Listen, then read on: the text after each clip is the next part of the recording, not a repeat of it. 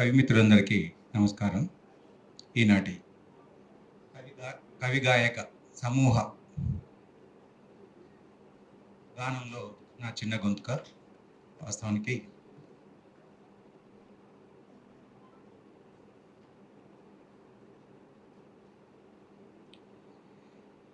ఏంది తప్పని పోరు, ఏంది తప్పని పోరు, మనలో మనకు ఎప్పుడు ఇదో వారని కాష్టమేనా, ఇంటనో మంటనో మంటినో ప్రతి బండ ఓ తొక్కుడు బండి, అందున ముక్కై చెక్కబడితేనే దేవుడట, రాగయుక్తంగా పాడితేను గట్టిగా అరిస్తేను గొప్ప భక్తి అని కర్ణిస్తారంట.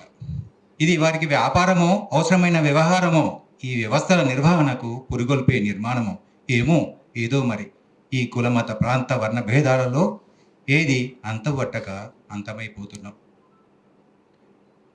మాటల చాటున సత్యం విలువలను విడిచి కట్టే బట్టలకు రంగులేసుకొని జాతి భేదాల ఖేదమను భ్రమణమున భస్మమవుతున్నాం. ఈ తిరిగే భూమి ఆ సూర్యచంద్రుల గతిన వాటి ఛాయన వచ్చే పౌర్ణమి అమావాస్యలు అవే, అన్ని గంధాల సారాలు అవే. గతినేడ ఈ జనులు తప్పుతున్నారో తెలియదు కానీ మానవ జాతిగా మన మతులను కలుపుకొని ఎందుకో ఇమడలేకపోతున్నాం. కులమతాలు లేని మరో గ్రహం మనకు కావాలేమో, కులమతాలు లేని మరో గ్రహం మనకు కావాలేమో. మనలో ఒక మనిషిగా అన్నింట ఐక్యత అనేది అడుగంటికి పోయి ఏకతాటిపై అనేది ఏకాగిగా ఒంటరి అగౌరిస్తుంది. మతమను నీరు పోసి పెంచిన నీతి బీరులో నెయ్యిలా చెప్పి చెప్పి ఒప్పించే సెక్యులరిజం ఓ సెకండ్ హ్యాండ్ అయి దేవరిల్లుతుంది.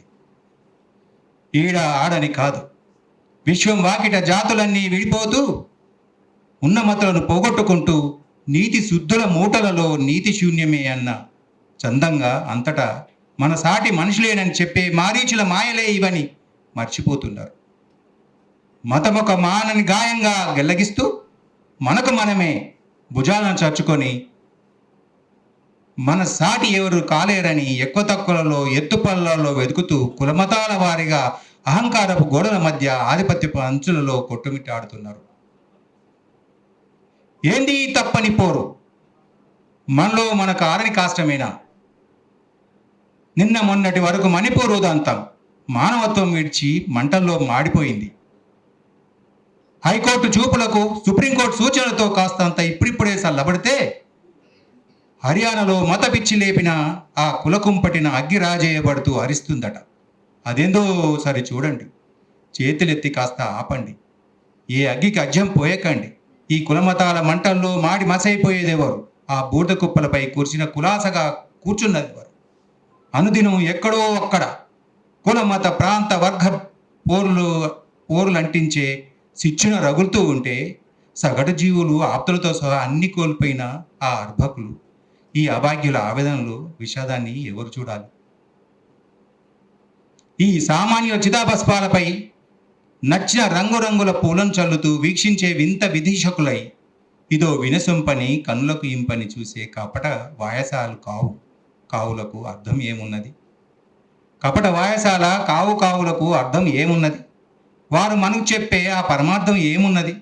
వారి రాజకీయ రంగులకు మనంగా పరితపిస్తూ పాప పీడ విరుచుటకు సరికొత్త భగవంతుడిని ఆహ్వానం చేసుకొని తరించడం తప్ప ఇంకేం చేయాలో ఇక చూడండి.